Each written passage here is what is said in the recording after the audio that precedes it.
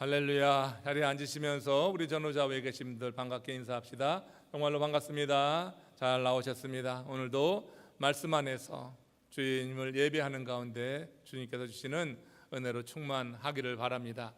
여러분, 오늘이 2022년 7월 첫 번째 주일입니다. 세월 참 빠르지요. 벌써 2022년 발을 들여놓은 지 얼마 되지 않은 것 같은데 6개월이 훅 지나가고 이제 후반기 첫 주를 맞이하게 됩니다. 오늘 이렇게 빠른 세월 속에 우리는 과연 무엇을 하고 있는가?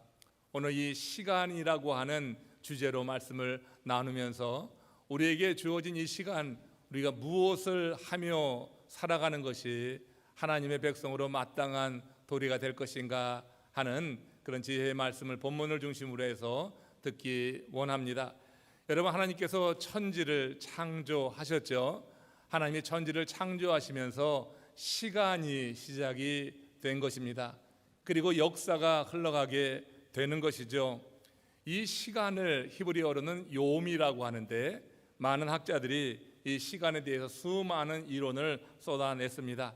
그러나 창조론적인 입장에서 볼 때 우리는 이 시간의 개념을 단순화할 필요가 있다고 하는 거예요. 창조의 최종 목적이 인간 창조고 모든 피조 세계를 하나님께서는 인간을 위해서 창조하셨다고 우리 창세기 1장에서 분명히 밝히고 있습니다. 창조 시의 하루의 그 개념을 그래서 인간 중심으로 해석하고 적용하는 것이 영적인 의미에서 당연한 일일 것이다, 이렇게 생각하는데 그렇지 않은 생각을 가지고 많은 이론을 쏟아내는 그런 학자들이 있습니다. 그러나 우리는 분명히 인간 중심으로 이 하루를 생각해 볼 필요가 있다고 하는 거예요. 6일간 창조 기사에서 반복적으로 등장하는 표현이 있죠. 첫째 날부터 여섯째 날까지 하나님께서 말씀으로 창조하십니다. 하나님이 이르시되라고 하는 공통된 그런 이 말씀과 함께 끝부분에 가면은 첫날에 저녁이 되고 아침이 되니 이는 첫째 날이라, 또 저녁이 되고 아침이 되니 이는 둘째 날이라 해서 저녁이 되고 아침이 되는 이 표현을 반복해 쓴다고 하는 거예요. 이는 하루를 나타내는 표현이죠. 시간을 지구 자전을 기준으로 해서 규정한 것이라 해서 우리는 이 시간, 하루의 개념을 인간을 중심으로 우리가 지금 인식하고 있는 그 하루로 받아들일 필요가 있다고 하는 것입니다. 이래서 하나님께서 시간을 창조하셨다고 하는 이 사실을 전제로 할 때 우리가 깨닫게 되는 아주 큰 교훈이 하나 있습니다. 그것은 만물이 시작과 끝이 있듯이 인생도 시작과 끝이 있다고 하는 거예요. 세상 피조 세계의 모든 만물은 피조물이기 때문에 시작이 있고 끝이 있는 것입니다. 시작과 끝이 없는 이는 우리 하나님밖에 없는 거예요. 시작도 끝도 없으신 영원하신 존재로 우리는 그 하나님을 말합니다. 하나님은 당신이 말한 대로 존재하시는 분이다. 시간의 끝과 처음이 없는 이는 하나님뿐이고 하나님이 말씀으로 창조하신 이 세상의 모든 우주 만물은 시작이 있고 끝이 있다. 하나님이 시간을 창조했기 때문에 그래서 우리의 시간도 시작이 있고 끝이 있다, 이렇게 받아들이는 것이 믿음의 사람들의 태도가 되어야지 될 것이에요. 이렇게 하나님이 창조하신 시간 속에 살아가는 우리들, 인생의 시작이 있는 것처럼 인생의 끝이 있다고 하는 인식 속에 살게 될 때 우리는 그 시간을 대하는 태도가 상당히 달라지게 될 것입니다. 이런 생각의 인식 속에서 시편 90편 12절에 보면은 시인 모세가 이렇게 말씀하는 것을 들을 수가 있는데 우리가 좀 귀 기울여 들을 필요가 있는 말씀입니다. 합독해 읽겠습니다. 우리에게 우리날 계수함을 가르치사 지혜로운 마음을 얻게 하소서 하는 거예요. 지금 시인은 뭘 구하고 있어요? 지혜로운 마음을 구하고 있는 것입니다. 근데 이 지혜로운 마음이 어떨 때 임하냐면은 우리가 우리날 계수함을 하나님이 우리에게 주시는 감동으로 깨닫게 될 때예요. 우리의 삶이 영원하지 않고 우리의 삶의 시작이 있으면은 끝이 있다고 하는 인식 속에서 나의 남은 날이 얼마나 되는가, 이걸 하나님께서 성령의 감동 속에서 우리에게 깨닫게 해주시고 그래서 그 남은 날을 계수하게 될 때 우리 마음에 지혜로운 마음이 임한다고 하는 거예요. 이 지혜로운 마음은 영원한 삶에 대한 마음입니다. 이 세상에서의 삶이 영원하지 않구나, 이 세상에서 우리에게 주어진 삶이, 시간이 멈추게 될 때, 그때 우리가 바라보는 영원한 삶에 대해서 관심하고 그 영원한 삶을 생각하기 때문에 우리에게 이 땅에 주어진 삶에서 우리는 그 시간을 잘 살아낸다 하는 것입니다. 이렇게 인생의 연한을 하나님이 주관하신다고 믿을 때 우리가 삶을 대하는 태도와 생각은 분명히 달라질 수밖에 없는 것입니다. 우리의 이 땅에서의 삶이 영원하다고 살면은 우리가 지금 살던 대로, 세상 사람들이 사는 대로 그렇게 살아가도 아무 문제가 없을 것입니다. 육적인 쾌락과 안위를 도모하면서 이 땅에서 영원히 살 것이냐, 그렇게 살아간들 무슨 문제가 있겠어요? 그러나 우리의 삶이 시작이 있고 끝이 있다고 하는 이런 인식, 시간에 대한 인식을 갖게 될 때 지혜로운 마음을 갖게 되고, 이 지혜로운 마음 속에서 우리의 삶의 모습은 달라질 수 있는 것이다. 오늘 본문에서 사도 베드로가 그렇게 지혜로운 마음을 가지고 초대교회 성도들을 향하여서 이렇게 선언합니다. 베드로전서 4장 7절 말씀, 그런 차원에서 한번 같이 읽어보겠습니다. 만물의 마지막이 가까웠으니 그러므로 너희는 정신 차리고 근신하여 기도하라. 베드로도 인식하는 거예요. 이 땅에서의 시간이 멈출 때가 있다. 그 만물이 때가 가까웠다. 마지막이 가까웠다고 하는 것은 종말에 관한 말씀입니다. 그러니까 넓게는 종말이지만 개인적으로 바꾸어서 우리에게 적용하면 우리에게 주어진 인생이에요. 우리 인생이 끝날 때가 있는 것이에요. 갑자기 멈출 때가 있는 것이고, 하나님이 정해 주신 연한만큼 우리는 이 땅에서 살 수밖에 없는 것입니다. 이렇게 마지막이 가까웠다고 생각할 때 너희가 해야지 될 일이 무엇이냐? 그건 정신을 차리는 것이다. 우리가 세상 일에만 코박고 세상 일만 추구하는 것, 이건 지혜로운 삶이 아니다. 어리석은 마음으로 살아가는 거다. 우리에게 주어진 그런 시간들, 만물이 가까웠다고, 마지막이 가까웠다고 생각할 때 정신을 차려라, 근신하라. 그리고 방점은 어디에 있냐면 기도하라고 하는 거예요. 만물의 마지막 때가 가까웠다고 할 때 하나님의 사람으로서 해야지 될 가장 중요한 일은 기도하는 것인 줄로 믿습니다. 기도할 때 하나님의 뜻을 알 수가 있고, 기도할 때 하나님이 우리에게 보내주시는 말씀을 받게 되는 것이고, 기도할 때 그래서 지혜로운 마음을 가지고 영원한 삶을 우리가 준비할 수가 있는 거고 대비한다고 하는 거예요. 기도 없이는 내 머리의 생각에 제한됩니다. 내 삶의 경험에 제한돼서 이 땅에서 어리석은 인생을 살면서 어느 날 갑자기 그 마지막 그 시간이 멈추게 될 때 두렵고 당황스러운 순간을 맞이하게 될 것입니다. 그러나 여러분, 이렇게 정신을 차리고 근신하고 그래서 기도하게 될 때 하나님의 뜻을 깨닫게 되고, 우리는 이 땅에서의 삶을 지혜로운 마음을 가지고 살면서 영원한 소망 가운데서 믿음 안에 승리하게 될 줄로 믿습니다. 베드로는 마지막에 가까웠다고 하면서 이렇게 기도를 강조하고 있는데, 이것은 바로 지혜로운 마음을 갖기 위해서 기도를 강조하고 있다고 보면 되는 것입니다. 정신 차리고 근신하여 기도하라. 중요한 것이 무엇인가를 분명히 알고 인식하라고 하는 거예요. 이는 그 자신이 기도에 실패한 그런 육신의 안위를 추구하다가 실수하고 망신을 크게 당하고 낭패를 경험했던 자신의 경험에서 하는 말씀입니다. 여러분, 우리 잘 알다시피 예수님이 체포되기 전에 겟세마네 동산에 오르셔서 그 잔이 지나가기를 구하는 기도를 밤이 맞도록 구하셨습니다. 그리고 함께 올라갔던 그 베드로, 야고보, 요한에게 나를 위해서 기도해라, 시험에 들지 않게 깨어 있으라고 반복해서 그 제자들에게 요청을 했어요. 그러나 이 베드로는 기도가 정말로 필요한 그 시간, 긴박한 그 시간에 육신의 피로감에 빠지고 안일을 해서 그만 기도에 실패하고 깊은 잠에 빠져들고 말지 않아요? 그 결과 그는 대제사장의 뜰까지는 자기가 말한 것이 있어서 예수님과 거리를 두더라도 거리를 두고 쫓아가기는 했습니다. 그러나 대제사장의 뜰에 막상 들어갔을 때 그곳에서 계집 여정이 너도 저 예수와 한편 아니냐 하고 그렇게 고발하면서 질문할 때 이 베드로는 예수님을 3번 부인했고 저주하며 부인할 수밖에 없었어요. 주께서 말씀하셨어요. 시험에 들지 않게 깨어서 기도하라 할 때 그는 깨어있지 못한 결과 예수님을 부인하고 저주하기까지 했어요.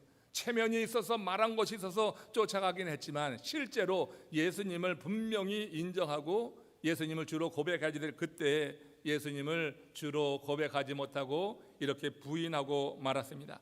그러나 지금 베드로는 완전히 변한 것입니다. 초대교회 핍박이 막 밀려오는 그때 그 초대교회 성도들을 향하여서 정신 차려라, 근신하라, 기도하라고 그는 말하고 있어요. 자신이 기도하지 않으면서 기도하라고 말하는 것이 아닙니다. 그는 기도에 실패한 경험이 있었어요. 깨어있지 못함으로 인해서 실패했습니다. 그 경험을 통하여서 이제 초대교회 성도들에게 핍박이 임하고 있지만 그러나 구원받은 하나님의 사람으로서 깨어 있으라, 기도하라 이렇게 강력하게 도전하고 있는 것이에요. 정신 차리지 않으면, 근신하지 않으면요, 우는 사자처럼 두루다니면서 믿는 자를 삼키려고 하는 사단의 공격을 이겨낼 수가 없다고 하는 거예요. 요즘 같은 시대에 얼마나 양의 탈을 쓰고 믿는 자를 넘어뜨리려고 하고 말씀을 그저 말씀으로 받아들이지 않고 인간적인 인본주의에 빠져서 어떤 세상의 사상과 이론을 가지고 해석하려고 하는 그런 시도가 얼마나 많은지 몰라요. 그런 시도가 우리가 듣기에는 상당히 굉장히 들을만한 것입니다. 그래서 그러한 사상에 빠져들게 될 때 우리는 실패할 수밖에 없는 거예요. 기도하지 않으면 분별력이 없어서 세상의 사상과 이론과 그 모든 철학에 우리의 귀가 열리게 되고 그러면서 믿음을 지키지 못하는, 그래서 넘어지는 이런 상태에 이르게 된다고 하는 거예요. 그래서 여러분, 지금 베드로는 자신의 경험을 가지고 자기가 실패했을 때 밖으로 나가서 통곡하며 자기의 몸은 안전하게 됐지 모르지만 심령이 불편하고 잘못한 일을 깨닫게 될 때 통곡했던 그 경험을 가지고 이렇게 초대교회 성도들을 향하여서 정신 차려, 근신하라, 기도하라 하는 거예요. 우리 남프레 가족들이 기도하는 공동체 되기를 주의 이름으로 축원합니다. 우리가 여러분 많이 나태해 있는 것이 사실입니다. 게으릅니다. 여러분 함께 기도의 자리에 나오지 못하면 적어도 기도하는 링크라도 열어서 함께 참여하고 기도하면서 이 마지막 때가 가까워하는데 정신 차리지 못하고 육신의 안일에 빠져있는 자기 자신을 탓하고 우리가 영원한 삶을 준비하는 지혜로운 마음을 가져야 될 거예요. 지혜로운 마음 그냥 임하는 것이 아닙니다. 정신 차려야지 됩니다. 기도할 때 그 지혜로운 마음이 우리 가운데 임하는 거예요. 이렇게 영혼을 사모하는 마음으로 무장된 이후에 베드로가 초대교회 성도들을 향하여서 그들이 해야지 될 일이 무엇인가 그걸 구체적으로 밝히는데 베드로전서 4장 8절에 이렇게 밝히고 있습니다. 함께 합독하겠습니다. 무엇보다도 열심으로 서로 사랑할지니 사랑은 허다한 죄를 덮느니라. 왜 갑자기 사랑하라 이렇게 명령하는가? 여기서 베드로 사도가 사랑하라 하는 이 명령 앞에 그때 이 앞에 부사를 사용하고 있어요. 무엇보다도 오늘 설교의 제목입니다. 여러분 초대교회 성도들에게 정신 차리고 근신하고 기도하라 하면서 지금 베드로 사도가 강조하는 것은 사랑하되 무엇보다 사랑하라, 열심으로 이 단어도 사용하면서 사랑할 것을 명령하고 있어요. 그 이유가 무엇일까 하는 것입니다. 여러분 초대교회 안으로 들어온 사람들은요 그 사회적 배경이 정말로 다양했던 것입니다. 예수님을 주로 고백한다고 하는 공통점은 분명히 하나 있었어요. 그러나 교회 바깥에서 그들의 인간 관계를 생각하면 정말 다양한 배경을 갖고 있는 사람들이 들어오게 된 거예요. 뭐 속된 말로 어중이 떠중이 다 들어오는 것입니다. 여러분 그래서 우리가 알다시피 그렇게 사회적 관계에 맺혀 있어 가지고서는 그들이 하나가 되기 어려운 거예요. 서로 받아들이기가 어려운 거예요.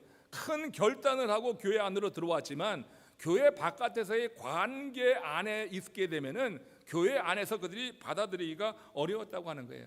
한 예로 성경에 등장하는 인물 가운데 오네시모랑 빌레몬을 아시죠? 여러분 빌레몬과 오네시모의 관계는 주인과 노예의 관계였어요. 오네시모가 주인의 집을 도망쳐 나갔습니다. 그러다가 바울을 만나서 복음을 듣고 크리스천이 되었지요. 그러니까 이 오네시모와 이 빌레몬은요 교회 바깥에서의 관계를 갖고 생각하면은 이게 비교가 되지는 않는 거예요. 하늘과 땅 차이가 나는 거고 감히 고개도 못 드는 존재가 오네시모였습니다. 그러나 바울은 오네시모를 빌레몬에게 보내면서 이를 받으라고 그에게 명하는 그런 말씀을 우리가 서신에서 읽게 되는 거예요. 이렇게 사회적 관계만을 생각하면 도무지 같이 어울릴 수 없는 이런 관계에 있는 사람들이 교회 안에 있었다고 하는 거예요. 베르도는 이런 이들이 함께 주의 일을 하려고 하면은 주의 사랑 안에 녹아져야 된다고 하는 것을 지금 강조하는 거예요. 주님의 사랑이 아니고서는 인간적인 주정 관계를 넘어서 하나님의 일을 위해서 동역할 수가 없는 거예요. 주의 사랑으로 다 녹아지지 않으면 합력하기가 어렵다고 하는 거예요. 여러분, 지금도 신분의 차이가 있습니다. 분명히 신분의 차이가 있어요. 지금도 여러분 우리는 갑과 을의 관계에 있는 사람들이 있습니다. 근데 그 당시에 여러분 주인과 종의 관계라고 하는 것은 지금과는 정말 비교도 되지 않는 거잖아요. 주인이 그 종을 하나의 물건처럼 다루지 않습니까? 주인이 종을 죽일 수도 있지 않습니까? 이런 관계에 있는 이들이 교회 안으로 예수 그리스도라고 하는 공통점을 가지고 들어왔지만 실제적으로 교회 안에 들어와서 그들이 같이 민글되어져서 하나님의 일을 하려고 하면은 이게 여러분 다른 어떤 세상적인 방법으로 되는 게 아니에요. 그런 신분의 차이가 있는 이들이 같이 묶여서 하나님의 일을 하려고 하면 주의 사랑으로 서로 받아들여지는 거예요. 그것을 지금 베드로가 강조하고 있다고 하는 것입니다. 여러분, 한 예를 드리겠어요. 우리 조선시대에 최초로 의사가 된 사람이 박서양입니다.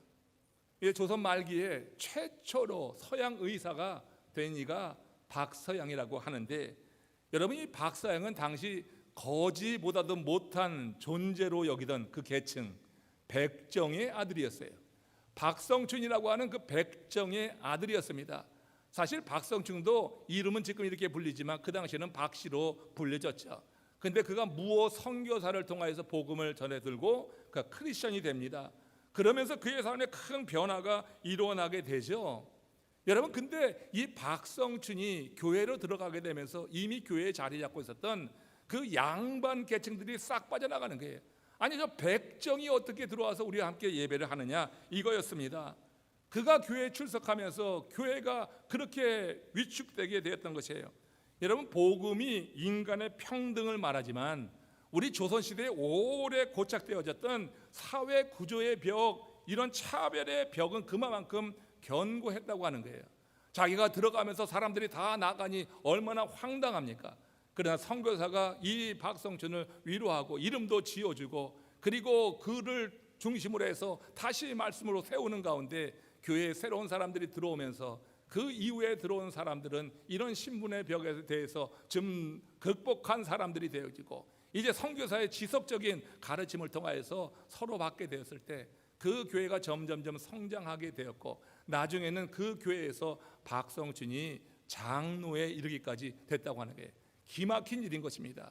백정이 장로가 된다고 하는 것은요, 이건 여러분 그 당시로서는 받아들이기 어려운 일이었지만 주님의 사랑 안에서 그 공동체가 하나 되게 될 때 결국 이 백정 출신의 박성춘이 장로까지 이르게 되었다고 하는 게 한 선교사의 지속적인 사랑 그리고 이런 평등의 복음, 이것을 통하여서 그는 새로운 인생을 살게 되었고 그리고 그의 아들 박서양이 이제 저 에비슨이라고 하는 그런 박사에 의해서 그 당시 재중원인데 후에는 그게 세브란스 병원이 되었죠.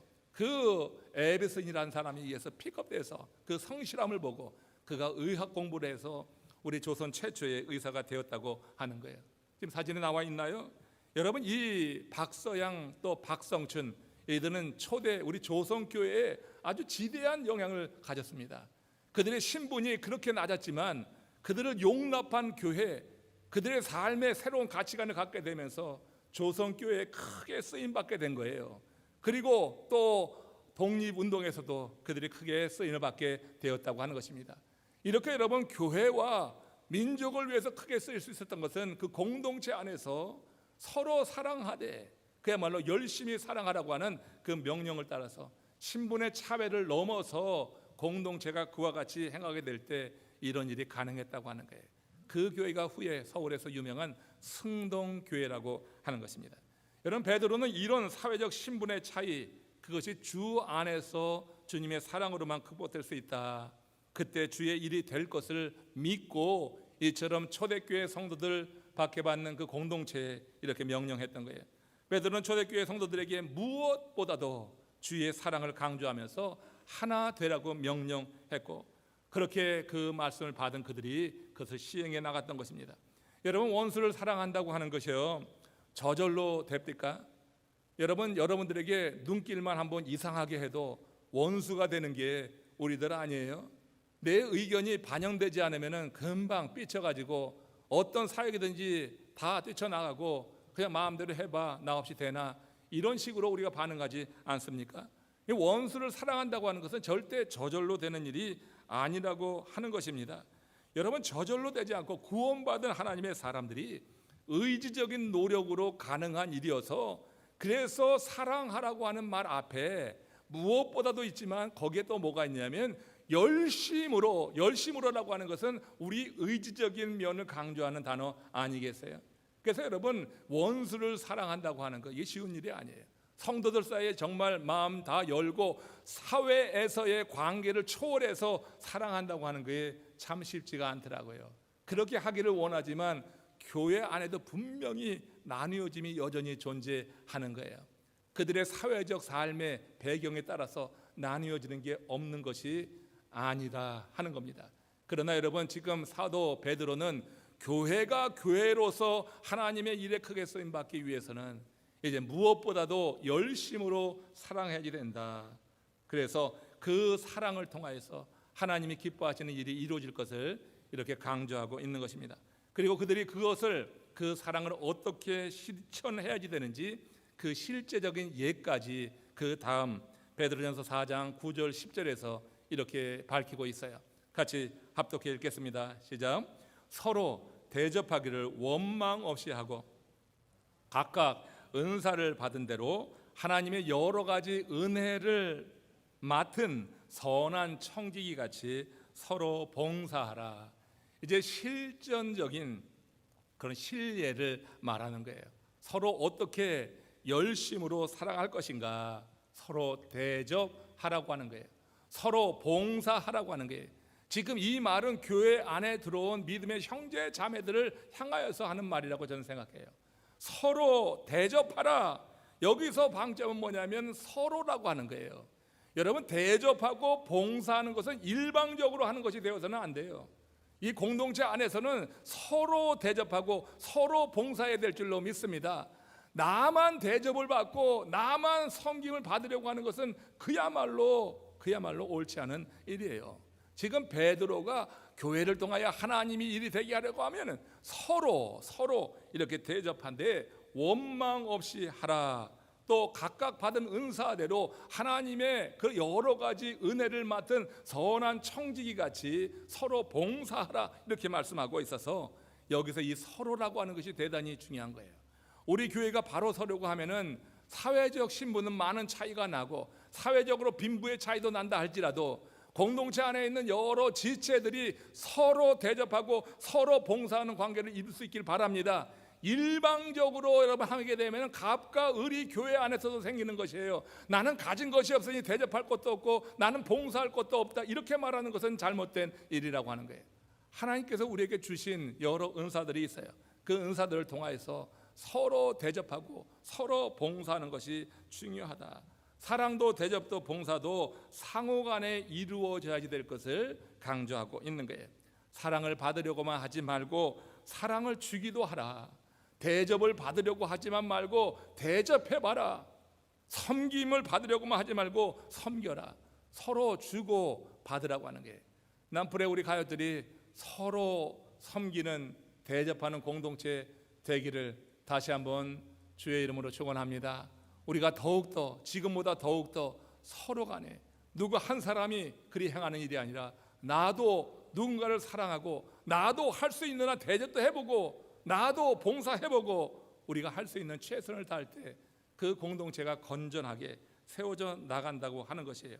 주께서 지금 말씀하시는 건 세상적 기준의 기브 앤 테이크를 말하는 게 아닌 것입니다.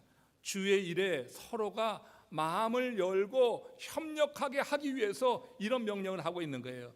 내가 여러분 봉사할 때 더 봉사하고자 하는 마음이 들고 그 교회 여러 지체들이 같이 뜻을 모아서 하나님의 일을 이루어낼 수가 있는 거예요. 일방적으로 받기만 하면, 일방적으로 섬김을 받기만 하면 그냥 여러분 교회가 건강하지 못하게 되는 거예요. 우리 주님도 이제 이 복음을 증거하실 때라도 그렇게 서로 주고 받으시면서 그 마음을 얻어서 복음을 증거한 이야기가 여러분 요한복음 4장에 나오지요. 예수님이 사마리아 수가성 우물가에서 한 여인을 만났어요. 정오에 물을 길러 나온 여인이었고, 이 여인은 자신의 처지가 그렇게 아침 일찍 나와서 동네 아낙네들과 함께 어울려서 그렇게 담소를 나누며 물을 기를 수 있는 그런 상황이 아니었어요. 그 동네에서 완전히 왕따 당하는, 그렇게 비난받는 여인이었어요. 그래서 정오에 물을 길러 나왔잖아요. 그 장면에서 예수님이 그 여인에게, 수가성 여인에게 물을 좀 달라, 한 그릇 달라고 요청을 합니다. 그런데 그 예수님이 물을 달라 하는 이 요청을 받고 그 여인이 그 마음을 열게 되면서 실제로 그 여인이 아주 값으로 헤아릴 수 없는 생수를 얻는 것을 여러분 복음서가 증거하지 않아요? 예수님의 요청을 받고 난 후에 이 여인이 예수님께 이렇게 반문합니다. 요한복음 4장 9절입니다. 서로라고 하는 단어를 주목하면서 이 말씀을 한번 이해해 보길 원해요. 같이 합독하겠습니다. 당신은 유대인으로서 어찌하여 사마리아 여자 나에게 물을 달라고 하시나이까? 지금 이 수가성 여인이 물 한 그릇 달라고 하는 거 뭐 큰일도 아니잖아요. 물 길러 온 여자에게 물 좀 달라고 하는 게 뭐 과한 부탁입니까? 얼마든지 한 그릇 떠서 줄 수 있는 거 아니에요? 근데 수가성 여인이 이렇게 말을 하고 있는 거예요. 어찌하여 사마리아 여자에게 물을 달라고 하시나이까? 지금 여인이 예수님께 한 이 질문을 얼핏 들으면은 굉장히 공격적으로 들리고 도전적으로 들릴 수 있는 그런 말이에요. 그러나 지금 이 수가성 여인은 다른 유대인들과 달리 예수님에 대해서 마음을 열고 있는 중이라고 하는 것을 여러분 기억해야지 되는 것입니다. 그때 주님께서 그녀에게 물을 달라고 하신 것은 단지 물 한 그릇 대접받기 위해서가 아니에요. 너무나 갈증이 나니 그 물 먹겠다고 하는 그런 마음만이 아니에요. 오히려 주님께서는 그 수가성 여인에게 진심으로 복음이라고 하는 생수를 그에게 대접하기를 원했다고 하는 거예요. 예수님이 대접받기 위해서가 아니라 그녀에게 진짜 값진 생수를 대접해 주기를 원하는 마음에서 네가 할 수 있는데도 너도 한번 대접해 봐라, 이렇게 요청하는 거라고 볼 수가 있어요. 그런데 여러분 그 질문이 여인의 마음을 여는 것입니다. 다른 유대인들은 절대 말을 걸어오지도 않고 사람 취급도 하지 않았는데 예수라고 하는 이가 다가와서 지금 물 한 그릇 달라고 하는데 그 말을 듣는데 여인의 마음이 열리는 거예요. 주님은 그녀에게 생수를 주기 전에 그녀와의 관계 개선을 위해서 물을 달라고 하는 거예요. 아무리 귀한 생수지만 주는 자와 받는 자 사이에서 이런 신뢰의 관계가 형성되지 않고 마음이 열리지 않고서는 여러분 복음을 전해봤자 튕겨 나오는 거예요. 여러분들에게 악감정을 갖고 있고 오해를 하고 있는데 아무리 여러분 복음이 귀하다고 전해보세요. 그것 맞고 여러분 그것 듣고 나올 사람이 누가 있어요? 예수님은 지금 이 여인에게 물을 달라 하면서 그녀 자체에 대해서 인정하는 거예요. 존재를 인정하고 있는 거예요. 사람들에게 인정받지 못하고 얼굴조차 내미는 것이 두려워서 정오에 아무도 나오지 않는 그 시간에 나갔던 이 여인에게 다가가서 물을 달라 함으로 그녀의 존재를 인정해 주는 거예요. 그때 그녀의 마음이 열리고 이거 주님을 향하여서 그런 질문을 하게 됐다는 거예요. 예수님은 이렇게 그녀의 입장을 배려하면서 그녀에게 생수를 대접하기 원했다고 하는 것을 여러분 알아야 돼요. 지금 베드로가 말합니다. 서로 대접하기를 원망 없이 하라. 원망 없이 하라. 만물의 마지막이 가까웠을 때 정신 차리고 근신하여 기도하라고 하는 말에 이어서 가장 먼저 서로 대접하기를 원망 없이 하라. 대접하는 것을 서로 행하라고 하는 거예요. 서로 행하게 될 때 그 행함을 통하여서 그 관계가 상당히 견고하게 빌드업되고 그 위에 이제 어떤 말을 하더라도 오고 가며 이제 오해 없이 받아들이고 할 수 있다고 하는 거예요. 여러분 살면서 우리가 암기하듯 배우는 지식이 있어요. 근데 암기하듯 배우는 지식은 그렇게 오래 가지를 못합니다. 근데 우리에게 스며드는 지식이 있어요. 스며드는 것은 영원히 가기도 하는 거예요. 지금 주님의 사랑이 바로 그런 것이 아닌가 생각해 볼 수 있는 거예요. 사마리아 성 여인은 그 사랑을 지금 경험하고 있는 거예요. 주님의 사랑이 물을 달라 나를 대접하라고 하는 게 대접받기 위함이 아니라 대접을 하려고 하기 때문에 그 말의 어투나 그 말에서 이제 보이지 않는 그런 주의 따뜻한 마음이 전해지는 거예요. 다른 사람들은 존재조차 인정하지 않고 그와 말도 섞지 않으려고 하는데, 아니 유대인인 남자가 자신에게 와서 물을 달라고 하니 그 말을 듣는데 여인의 마음이 뭉클한 거예요. 이건 도전하거나 공격적으로 대답하는 게 아니에요. 그 말을 들을 때 그 마음이 열리는 거예요. 주의 사랑이 이 여인에게 스며들고 있는 거예요. 주께서 그녀에게 물 한 잔 달라고 한 것, 그녀를 인간적으로 인정한 것이고 베드로가 말하듯이 서로 원망 없이 대접하라고 하는 그 말씀을 시행하는 거 아닌가, 이런 생각을 해요. 우리가 서로 원망 없이 대접할 때 하나님의 일이 우리를 통하여서 이루어지는 줄로 믿습니다. 사람 조건 봐가면서 간을 보고 사람 판단하고 하는 것이 아니라 주의 사랑으로 내가 구원에 이르렀는데 나 같은 인간이 어떻게 구원에 이르고 나 같은 인간이 이제 노예가 돼서 그렇게 악령이 지배받지 아니하고 하나님의 자녀가 돼서 하나님을 아바 아버지라 부르는가.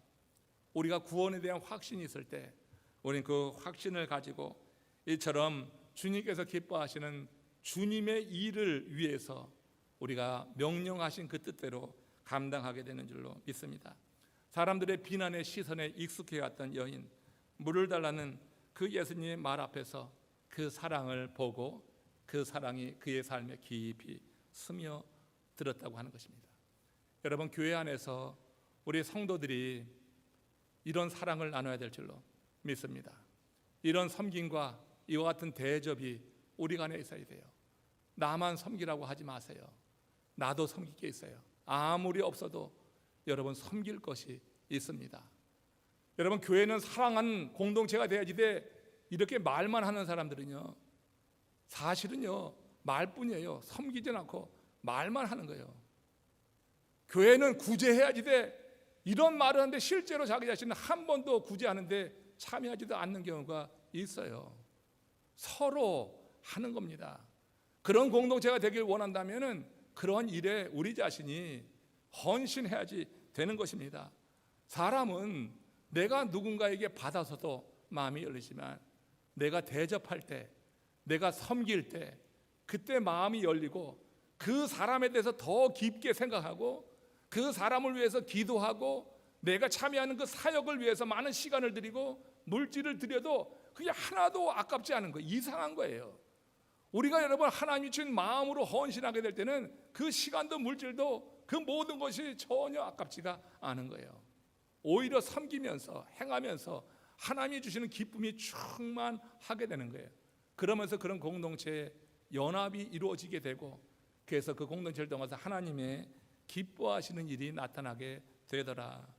그래서 오늘 이 서로라고 하는 단어 또한 우리가 참 오래 기억하고 마음에 품고 여러분들이 사역할 때마다 서로 해야지 되겠다.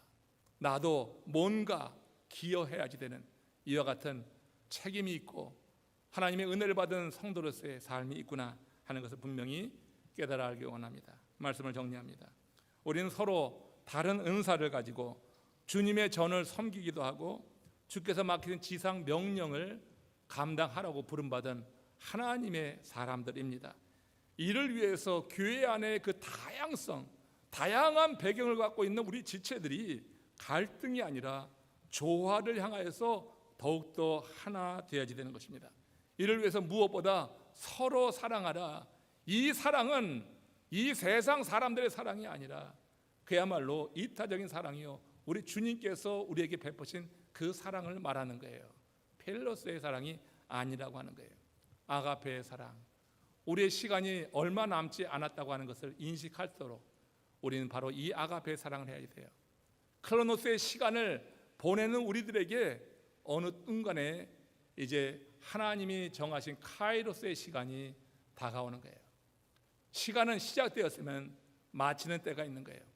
이에 대한 인식을 가질 때 우리에게 남아있는 연수를 생각하는 지혜를 하나님이 우리에게 더해 주실 것이고, 그래서 그 남아있는 연수를 생각하게 될 때 우리가 해야 될 일이 아주 분명해진다고 하는 거예요. 남은 날을 계수하는 지혜로운 마음 가지는 것, 이거 주님께서 오늘 7월 첫 번째 주를 맞이하며 2022년도 꺾어져서 이제 반환점을 돌고 있는 우리들, 시간이 쏜살 같다, 흐르는 유수 같다고 인식하고 나의 삶이 언젠가는 끝나는 그때가 임한다고 하는 인식 속에 살아가는 저 여러분들에게 하나님이 주시는 말씀으로 받아 부족함 없이 이 말씀대로 살아내야 될 줄로 믿습니다. 여러분, 무엇보다 서로 원망 없이, 대접하기를 원망 없이 하고 각각 은사를 받은 대로 하나님이 여러 가지 은혜를 맡은 선한 청지기 같이 이렇게 서로 봉사하는 가운데 교회를 세우고 하나님의 나라의 그 확장을 위해서 쓰임받는 하나님의 사람들 되시기를 주의 이름으로 축원합니다. 이 시간 우리가 성만찬으로 나가기 전에 이런 사랑을 우리에게 먼저 베푸신 우리 주 예수 그리스도의 십자가에서의 대속의 은혜 깊게 생각하면서 그 사랑을 받았기에 그 사랑을 나누어지며 서로 섬겨야 되겠다 하는 마음으로 우리 합심으로 기도하시면서 성만찬으로 이어나가겠습니다. 다 같이 기도하시겠습니다.